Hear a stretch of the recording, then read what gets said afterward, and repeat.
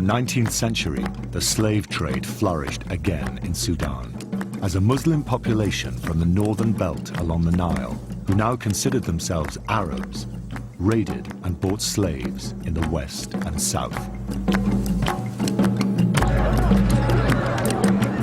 If this trade could be halted, slavery would be dealt a mortal blow.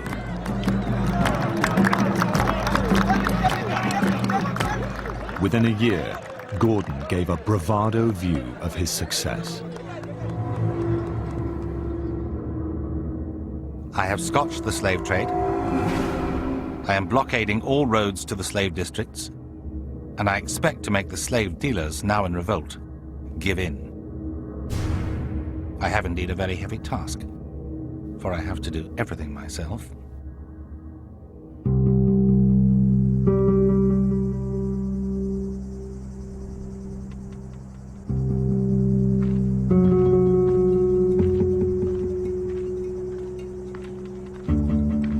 To Sudanese Muslims, Gordon's presence was more offensive than the Egyptians.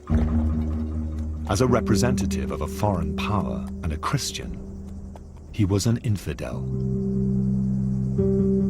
Well, I think certainly many people in Sudan would have seen this as an entirely unwarranted foreign imposition and would have seen Gordon's religion as a further mark of the outrageousness of this attempt to impose foreign laws and indeed Christian culture upon them.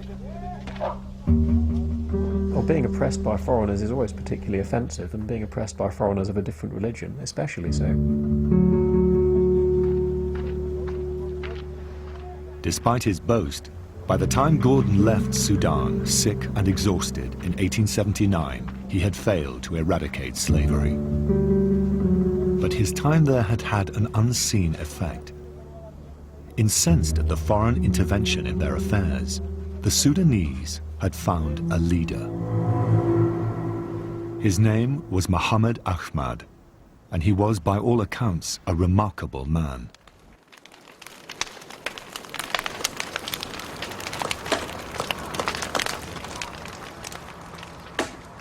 Muhammad came from a long line of boat builders in a village on the Nile to the north of the capital, Khartoum. It was assumed that he would follow in his father's footsteps.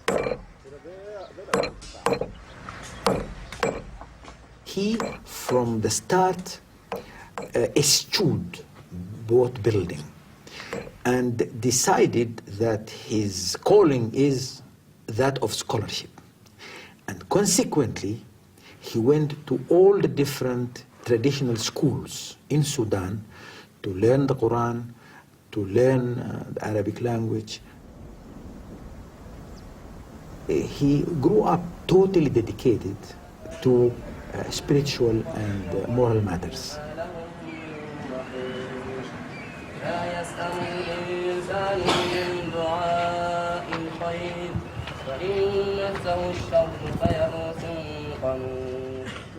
By the age of 11, Muhammad was able to recite the whole Quran from memory, some 400 pages.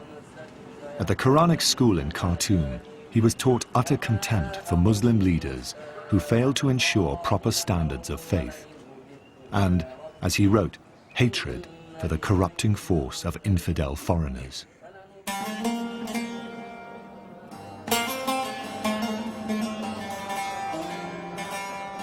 They transgressed the command of God's messengers and of his prophets. They judged other than by God's revelation. They used to drag away your men and take captive your women and children and slay unrighteously the soul under God's protection.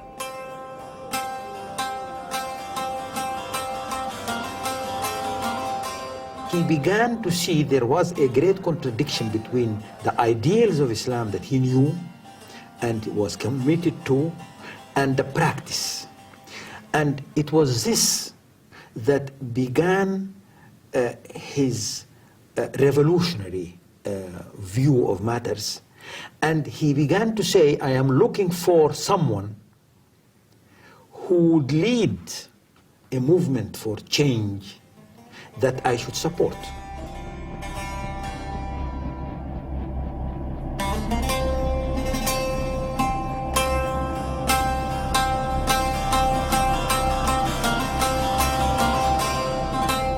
According to Islamic prophecy, a leader would emerge who would establish a truly Islamic state. He would be called the Mahdi, a title that to this day has a powerful yet ominous resonance in the Muslim world.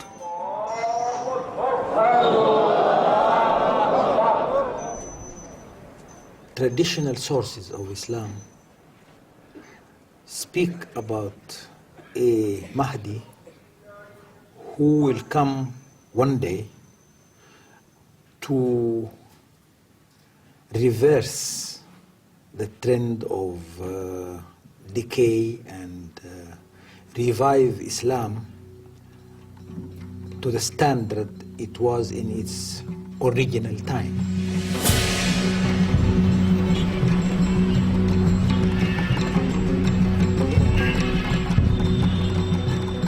According to this prophecy, for a chosen Mahdi to emerge, he has to meet a precise list of qualifications. His first name would be Muhammad. His father's name would be Abdullah. His features would be similar to those of Prophet Muhammad himself.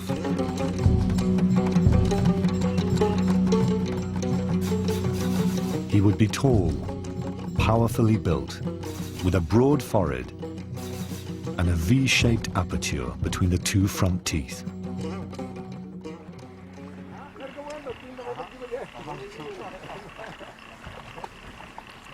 In 1871, Muhammad Ahmad moved to a remote island in the middle of the White Nile in western Sudan. Here he started to teach the Quran, and from time to time he would retreat to pray inside a cave which is now enshrined in this mosque. الناس اللي موجودين حول المنطقة بالنسبة لأخلاق الإمام المهدي عليه السلام وسماحة خلقه وعلمه الغزير وتجويده القرآن، والناس اللي موجودين في المنطقة اللي هو جاهم كضيف ينقلبوا الحب له أكثر من الشيخ زاد. In June 1881, Muhammad Ahmad reappeared after praying in his cave for 4 days without food and water. الإمام المهدي قال له: يا محمد أخوي، أنت ربيتني وأنا نشأت تحتك مما قمت إلى أما بلغت رشدي. يوم من الأيام كذبت عليك. قال له: لا علي ولا غيري، قط ما كذبت. قال له: أنا في محلي ده هجمت علي المهدية الكبرى بأمر من الله ورسوله بأني أنا المهدي المنتظر.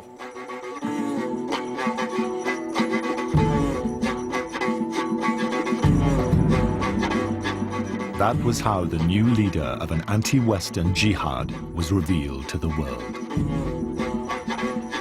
For a self-effacing religious scholar, the Mahdi's ambitions were extraordinary. In a nutshell, the revival of Islam, the unification of the Muslim world, and the liberation of the Muslim world and foreign domination. He must have been aware of the ferment of thought in the Islamic world at the time, the concern over the apparent relative decline of Islam as against the West, the feeling that Islam should somehow be renewed and revived. And since he was presumably aware of this larger debate, it is unsurprising that his ambitions stretched beyond the Sudan, stretched to encompass the whole of the Muslim community in the world. He believed that he had been sent to revive and renew religion for all of them. To achieve his ambition, the Mahdi began to plan a military campaign.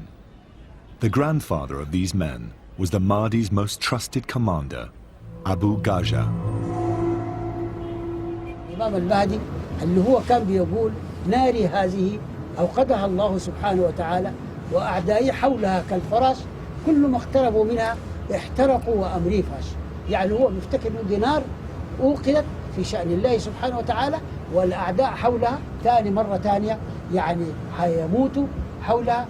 بيعد قدير ما كان فيه أي حاجة دنيوية، فدي المهدي كان داير يخلي الناس يتجهوا لأن ثورتهم دي قايم بها دي من أجل تحرير الوطن، من أجل الدين ومن أجل الوطن، ما من أجل المال ولا من أجل السلطة.